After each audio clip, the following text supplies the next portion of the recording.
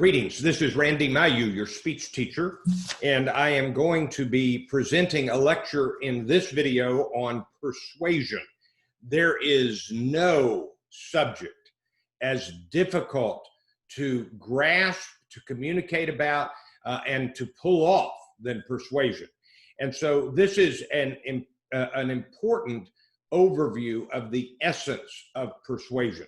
I hope that you will take notes. I hope that you will pay attention. Here is the handout that I hope that you have downloaded. Let me show you a closer look at it.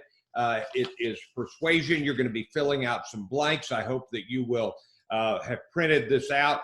Be sure you take good notes. All of this will be on a test coming up pretty quickly. And so more importantly, this is a subject that is kind of your big assignment for this short summer session. So pay attention to this very carefully, and we're going to walk through this. So get your pen ready. Here we go. Number one, persuasion is changing someone's mind, attitude, or behavior. Now, it actually obviously requires all three. Somebody has to change their mind, and then it usually helps for them to change their attitude for the better in the direction of where you're trying to persuade them to. And then you have not persuaded them until they change their behavior. So persuasion is changing someone's mind, attitude, or behavior. Now, think about your own life. You are all younger than I am. And you are already, and just go ahead and get mad at me, set in your ways. You decide what you want to do, what you like, what you don't like. We could use a lot of examples, but to get you to change your mind is very, very difficult. And so we're going to talk about some of the elements of mind changing. And then you've got the difficulty of, is persuasion a process that begins in the mind and then goes to the attitude and then goes to the behavior? Or, and serious research says it's the opposite. You change your behavior and that slowly convinces you that that's the way to be. So you change your attitude and then you have changed your mind. Now, I'm going to oversimplify, but there are a couple of elements or areas where persuasion really enters in. One area is in doing good things, developing good habits, doing the right thing. So don't drive while you are on your phone texting. That would be a behavior to get rid of. You want to not do that. So that's an example. You want to eat more wisely in a more healthy way. That's an example. If you smoke, you want to give up smoking. And my goodness, you do want to give up smoking. It will harm you. It will harm you over the long haul. And if you watch television at all, you know that there are regular ads on products that will help you quit smoking. There is a real desire for people who begin smoking to quit.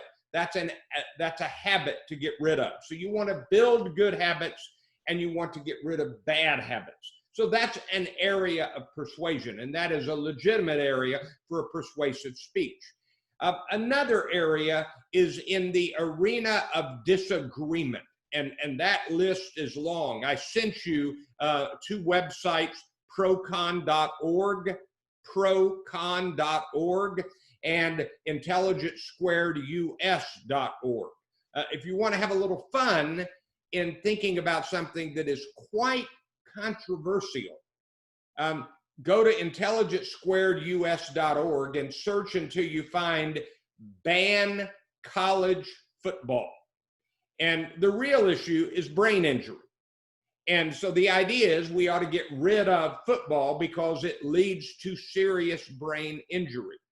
And the evidence is pretty clear. It does that. And yet people love football and don't want to give it up. So it's very interesting. I'll give you my opinion. We're going to reach the point where the research is so clear that mothers will not want their sons playing football in 6th grade and 7th grade and 8th grade and 11th grade.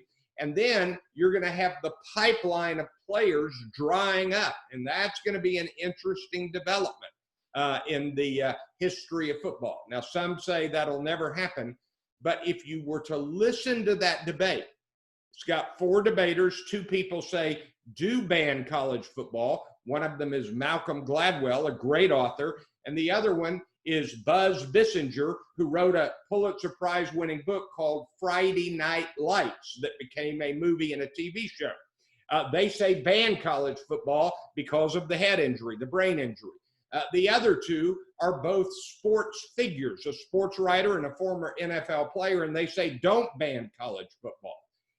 And a really sad footnote to that debate is that one of the 2 players who said don't ban college football is now suffering from serious brain illness that, not much doubt, it was caused by him playing football. So really quite an interesting thing. Well, on those 2 websites, there are many sources, articles, debates. All of the debates have 2 on one side, 2 on the other. Pro-Con has, these are the arguments in favor of, these are the arguments against.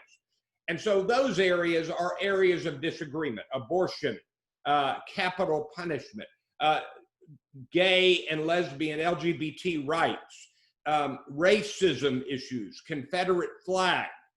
And one of the things that I believe is that it is foolish. You are a college student. You are becoming more educated. The purpose of going to college is to become more educated. It is foolish for you to take a stance that is uninformed. And so you ought to do your research, do your homework, look at arguments from both sides.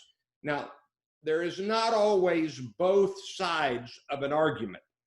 For example, there are people who claim the Holocaust never happened. They're called Holocaust deniers. There's a book by Deborah Tannen called The Argument Culture. And she says, there are not 2 sides to every issue. There are not 2 sides to the Holocaust. It did happen. And anybody who argues that it didn't, and there are people who make that claim, are basing it on absolute falsehood. I have a strong opinion. I'm going to go ahead and tell you about it. I have a very strong opinion on Confederate statues and Confederate flags. I believe they should have been removed long ago. They should have never been put up, and the Confederate flag should have never been waved after the Civil War. My reason is that I know the founding arguments of the Confederacy. I have read the cornerstone speech by Alexander Stephens, the Vice President of the Confederate States of America. I have read the speech or portions of the speech by Jefferson Davis in the U.S. Senate. He became the President of the Confederate States of America. I have read the Texas Ordinance of Secession. All of those state unequivocally that the reason the Confederacy is formed is because white people are superior to black people. They didn't call them black people. White people are superior to black people, and the rightful place of a black person is that of slave. Now, you can say, that's not what the Confederate flag means to me and my friends. It doesn't matter. That was what its founding meant. And so I've got a strong opinion about that. And if you invited me into a group to give that speech, I would bring in the actual words. You know how on the 4th of July, we quote from the Declaration of Independence and the Constitution and the founding words of the United States of America? We hold these truths to be self-evident, that all men are created equal. Well, the Confederacy had their founding words. So I'm strongly opinionated on that, I think based on historical fact. So that's an example of an issue where there are multiple sides. No, let me back up. I said that incorrectly. It's an issue where there is great disagreement. In my view, there are both sides of capital punishment. of the legalizing of marijuana, of other issues. I think that there is willful blindness in areas like the Holocaust denial and the Confederate flag, where people do not know the background and the history. So I'm giving you a lot of my opinions here. Okay, so let's go back to the sheet. Persuasion is changing someone's mind, attitude, or behavior. Number two, put a big star beside number two. It's going to sound like I'm being contradictory, but there is no such thing as persuasion of others. Even though I want you to give a persuasive speech and I want you to become persuasive. And in your life, if you are a salesperson, if you are working with a team of people if you are working on a team of people on a project and you want them to come along to your view, you are going to be practicing persuasion. But in reality, there is no such thing as persuasion of others. Look at this blank here. All persuasion is self-persuasion. Put 5 to 10 stars beside this. People persuade themselves. What a persuader does, a person giving the arguments, a speaker, a writer, an ad writer, an advertisement writer, they are giving the best case as they see it to agree with them. But the person actually persuades himself or herself. The last time I bought a new car, I went online, I researched cars, I knew the price point that I wanted and the kind of car I wanted, and I narrowed it down to 3 cars. And I went to those 3 dealerships. One of them was a Ford, one of them was a Honda, one of them was a Chevy. And I said to each of them, I've narrowed it down to 3 cars. You make the case to me on which car I should buy. And they all did. And I chose the one I wanted. It happened to be the Chevy, and I've been very happy with it. But my point is, I made the decision. I said, give me your best arguments, but I persuaded myself. Now, look carefully at what it says underneath here. Remember, there's a big difference between persuasion and coercion. Persuasion is not equal to coercion or manipulation or propaganda. You know, I could get you to do anything. I could get you to agree to get married in cut off smelly jeans and a terrible t-shirt. You would agree to it in about 90 seconds. All I would do would be get, you know, a group of professional wrestlers or the Dallas Cowboys defensive line, and we would take your head and hold it underwater until you waved your hand and said, I'll get married in terrible jeans and a t-shirt. But that's not persuasion. That's coercion. We're making you do it. You don't have a choice. If there's any Godfather movie fans in here, there's a scene in the first Godfather that says, we'll make him an offer he can't refuse. Well, that's not persuasion. That's coercion. Write this down in the margin. If the person has the freedom to say no, then you have to practice good persuasive techniques. So if they have the freedom to say no, that's when it's persuasion. All right, before there can be persuasion, there must be stasis. S-T-A-S-I-S. Stasis.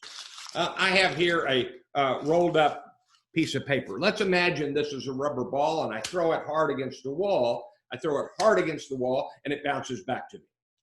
So hard throw, bounces back to me. If we were in the classroom, I would be doing this against the wall. And I would ask you all, is the ball moving the whole time it's out of my hand until it gets back to my hand? And most students say, yes, the ball was moving the whole time. But the reality is, it's moving this direction. And if this wall wasn't here, it would keep moving. But it comes to a stop, and then it is pushed back another way. Stop, different direction. Stop, different direction. The Greek word stasis, S-T-A-S-I-S, is to bring your audience to a point of standstill. Bring your audience to a point of standstill. I can't keep thinking, behaving, acting like I have been, can I? In the email that's going to accompany the link to this video, I'm going to send you a couple of links to a couple of advertisements, very famous ones. An Apple advertisement and a presidential election advertisement that was done by Lyndon Johnson back in 1964. Those are pure stasis ads. They make you stop and think. The 1984 Apple ad doesn't tell you what a computer is. All of you are too young to know this, but in 1984, no one had ever used a computer mouse. They didn't have a personal computer. Only a few computer geeks had a computer. And Apple comes out, Steve Jobs comes out and says, I'm going to present a computer for the masses. And it literally did change the world. And the advertisement was absolutely not a description of what this computer will do. You didn't know what it was. It was a slap you in the face. Oh, I got to stop and think. It was based on a book by George Orwell, 1984. Big Brother is watching you. So imagine if you've never heard of a computer, never seen one, never held in your hand a computer mouse. Imagine if you're watching that and you think to yourself, I wonder what that is. I'm tempted to tell you the story of why Steve Jobs thought that everybody owning a computer would release massive amounts of creativity. They're just phenomenal what they are. So anyway, that's that commercial. The LBJ commercial, and you might want to read about it. It's called the Daisy commercial. I'll send you the link. In the Daisy commercial, LBJ is basically saying, I'm going to make you stop and think, and you either vote for me or you vote for the other guy and you'll die. I mean, that's what you call a slap in the face message. Now, there are people who disagreed with that ad, but it was incredibly powerful. Read about it. And it was a message of stasis. Now, the other word here is dissonance. This is a musical term. It's about clashing notes. They don't sound like they go together. And so write this down. Dissonance is the sense that something is wrong, that something is wrong. And so you've got to bring your audience to a sense that they realize something is wrong. And what that means is when you bring them to a point of stasis, you have not persuaded them. Stasis and dissonance do not persuade. But until they hit that spot, they have no chance of being persuaded. They've got to come to an idea that says, what I've been thinking may be wrong. I could have been wrong about this. Holy mackerel, I need to rethink this. It's the kind of thing that happens. Mothers Against Drunk Driving was started by a mother who lost a child to a drunk driver. I think we're seeing that kind of dissonance right now on Confederate statues, Confederate flags. You saw the NASCAR incident where there was a noose left in the area in the garage of the black driver, and you saw the response of the NASCAR community. That occurred this week while I'm recording this lecture. And so when you have a moment of stasis, a moment of dissonance, it creates the possibility of change. Let me just briefly comment about the LGBT questions. There's practically nobody left who does not have a relative or friend who they know to be part of the LGBT community. And what happened is the more people knew somebody, the more they realized we've got to make their acceptance legal, their fair treatment legal. And that led to same-sex marriage and some other changes that have come along. So when you stack the deck and you say, I've been wrong about this, then it's possible to change. I wish we were in class and I could talk to you about social movements. My graduate work at the University of Southern California, I did a lot of work on the civil rights movement and the way that brought about change. So all of that is related to persuasion. All right, number 4. When you seek to persuade, remember Maslow's hierarchy of human needs. If you don't know Maslow's hierarchy, Abraham Maslow said there are 5 great human needs, and you start at the bottom and you move up. Physiological, and then safety, and then love or belonging. He said love. Later people added or switched it to or enhanced it to belonging. So physiological, safety, love or belonging, self-esteem, self-actualization. So what this means is, and this is why I include it in this lecture on persuasion, is you have to figure out, write this down in the margin, where is your audience? If you have people who are worried about breathing in COVID-19, they're going to stay home. They're at the physiological level and the safety level. If the air is clear to breathe and they've got enough food, then they begin worrying about self-esteem. And so the more basics one has taken care of, the more the desires shift. And so, instead of saying, buy this soap, it will get your kids' clothes clean, now you buy this soap because it brings rainbows and butterflies. Watch the advertisements now versus 40, 50 years ago. So we have moved up Maslow's hierarchy. So you have to ask, where is your audience? And if you've never studied Maslow's hierarchy, just go to Wikipedia and read about Maslow's hierarchy of human needs. Educated people need to know about this. This is a great insight into human behavior. And don't forget identification. I've got it written down right here. That's an idea from Kenneth Burke. And what Kenneth Burke said was that the speaker has to put himself or herself into the shoes of the audience to tell stories and illustrations. This is worth writing down. To tell stories and illustrations that both the speaker and the audience can relate to, and they both understand and agree with. In other words, the speaker identifies with the audience. And so if you've got an audience that are worried about their safety, you have to put yourself in the position of someone who is worried about their safety. So this is a critical element. Now, don't forget number 5, the 4 components of ethos. Integrity, you have to tell the truth and you have to have done your homework. Competence, you know what you're talking about. Dynamism, you have some energy in your presentation. You are dynamic. You have some, this is a simple word, enthusiasm. And last of all, and circle this word, goodwill.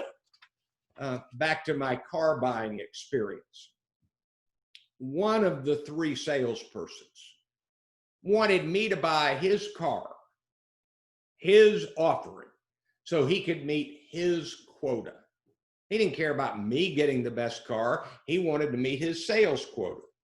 Now, if he and I had been long-term friends and he would have said, I know you're going to buy a car soon, let me ask you which month I'd like you to buy it, that would have been different. But a stranger asking me to meet his sales quota, he did not have my goodwill at heart. And so I really like that concept that as a speaker, you have to have the audience's goodwill at heart. Goodwill, I'm reading, that you intend the best for your audience. This is especially critical in persuasion. Now, number 6, put a star beside number 6, and let me walk you through this. In persuasion, you find the problem. You mention possible solutions. And then as the speaker who has done his or her homework, you propose the best solution. So it really ought to be, instead of problem, solution, rebuttal, it ought to be problem, solution, possibilities with rebuttal. This one doesn't work. This one doesn't work. This one doesn't work, with your best solution.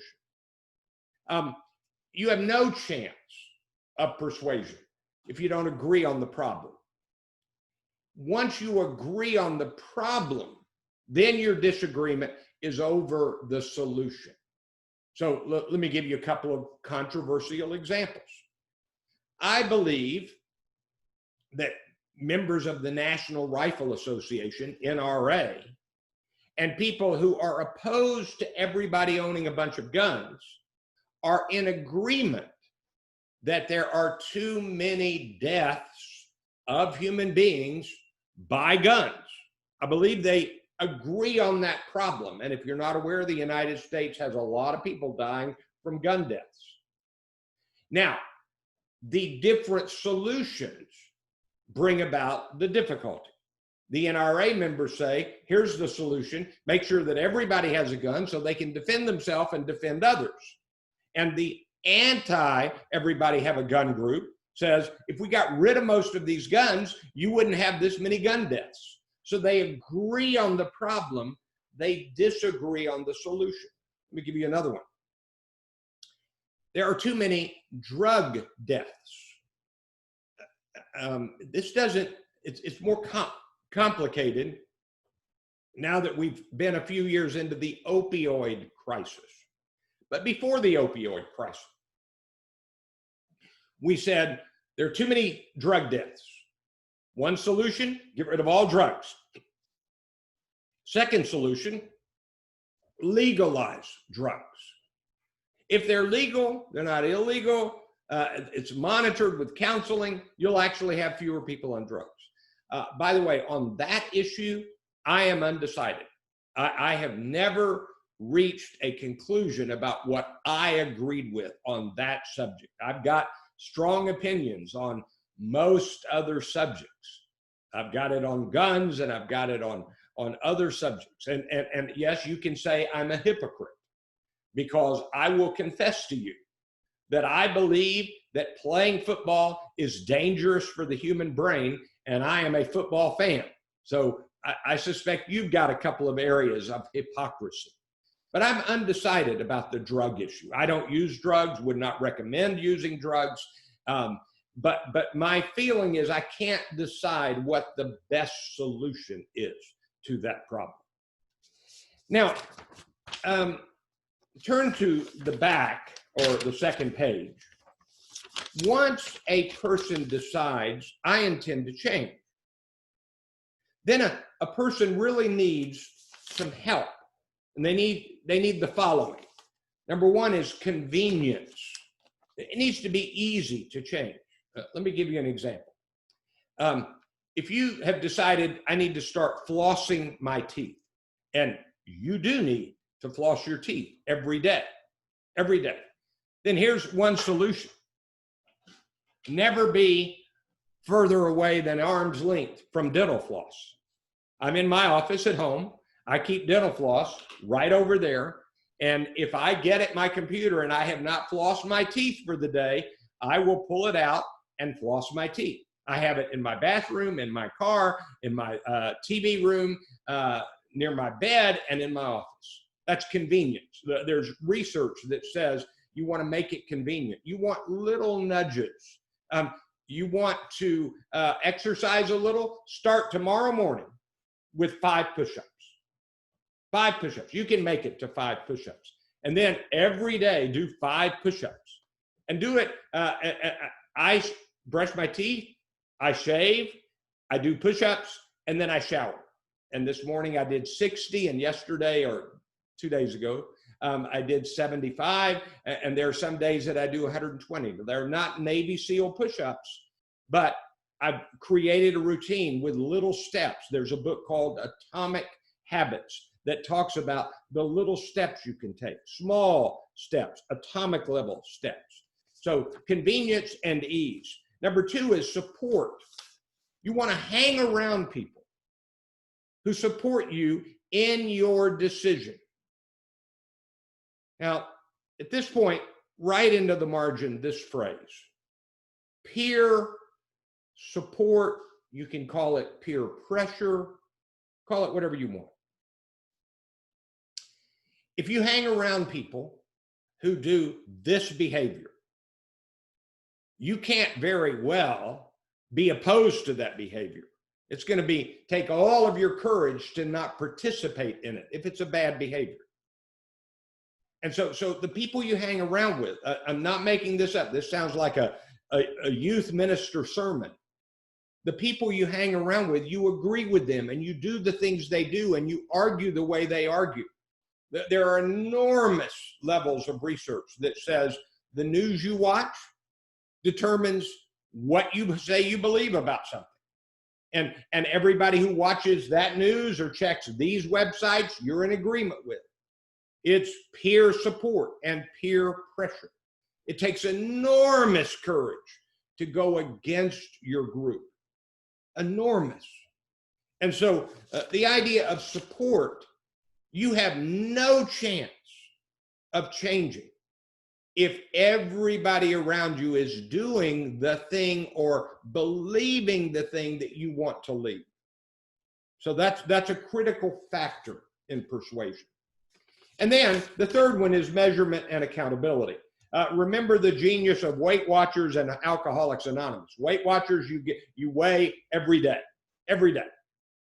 And Alcoholics Anonymous, you go to meetings every night or every day, and you say, my name is, and I am an alcoholic.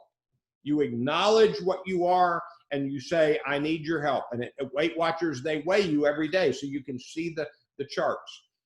If you have not heard this, people are gaining weight during the global pandemic. Boy, do I understand that. So, okay. Now, the rest of this is just for you to read, but I want you to look very carefully in the first box near the bottom. Take a good look at this. Let me show it to you on the screen again. So get ready. Let's see here. All right. Right here. I want you to pay special attention to this. This is Monroe's motivated sequence. It's a very famous sequence for persuasion: attention, need, satisfaction, visualization, and action. But what I really like, let me make it even bigger on the screen here. What I really like here is these two. Hey, I have a problem, but I have a solution. Problem, solution. Here's the problem. Here's the solution. That's what you're after, is the simple idea in a persuasive speech is let's acknowledge the reality of the problem and then let's go for the solution. Now, let me tell you what's going to come in about a day. I'm going to be sending you the text of the great speech, I Have a Dream, and I'm going to give you some thoughts about it. And I don't think I know of a better speech to study about change and persuasion. Now, that speech did not change people. The whole movement did. The marches, the protests, Dr. King going to jail. My wife and I have spent our last few years on vacation going to civil rights sites and Martin Luther King sites. I wanted to see the places. So we went to Atlanta, where Dr. King lived, and Birmingham, where he was arrested. You may have seen the famous statues or the actual news pictures of the dogs being held by police officers threatening black protesters. And we went to Birmingham and Selma, where they marched across the bridge, and where John Lewis nearly died. He's a congressperson to this day from Georgia, a real hero in the movement. And then to Montgomery, where Rosa Parks was arrested. And we went to Little Rock, where the Little Rock Nine were, the first integration of a major school before the days of Martin Luther King Jr.'s ascendancy. And Dwight Eisenhower, the president, had to send the National Guard. And then we went to Memphis, where Dr. King gave his last speech and was killed. We're going to look at Dr. King's speech. I want you to read it and watch it. I'll send you those instructions tomorrow. But persuasion, I mean, let's pause. Is it possible for people to hold wrong opinions? Yes.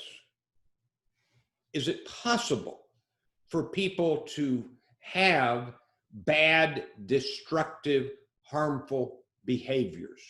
Yes. I mean, it doesn't matter. I don't care if you drink Dr. Pepper products or Coca-Cola products. I don't care if you drive Chevy or Ford or Honda. When you have somebody persuading you about which car, maybe that's not that big a deal. But there are some behaviors and some viewpoints that are harmful. And you need to learn how to, A, keep your mouth shut when you are uninformed. If you don't know the background to what you're talking about, keep your mouth shut and go learn about it. Number two, once you learn and make your conclusion, you need to learn how to present your argument as fully and as effectively as possible. That's the task of persuasion. Now, I got bad news for you.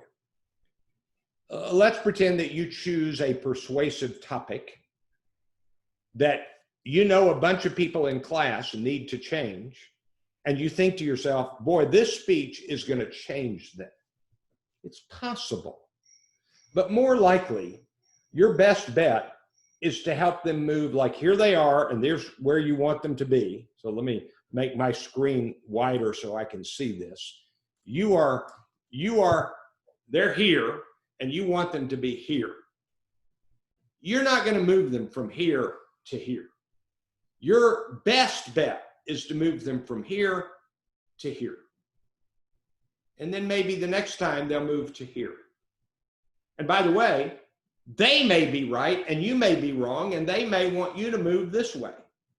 I sent you my handout and my video of me presenting the book, The Catalyst, written by Jonah Berger. And it talks about some of these elements of how to move people. I guess what I'm saying to you today in this video is persuasion is tough work. Study it. Read that handout on the book, The Catalyst, very carefully. Watch the videos I encourage you to watch, the commercials. And then when you do your persuasive speech, which is due next Monday, and boy, you've got a lot to do between now and a week from tomorrow. We're at the last few days of our semester.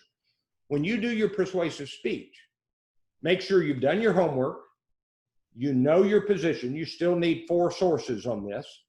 I want one of your sources to be a source with which you disagree if it is an area where there is actual disagreement.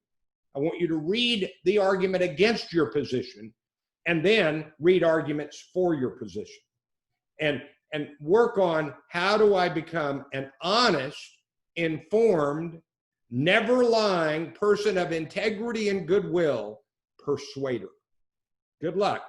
Hope you learn how to persuade, and I hope you have a good speech on persuasion.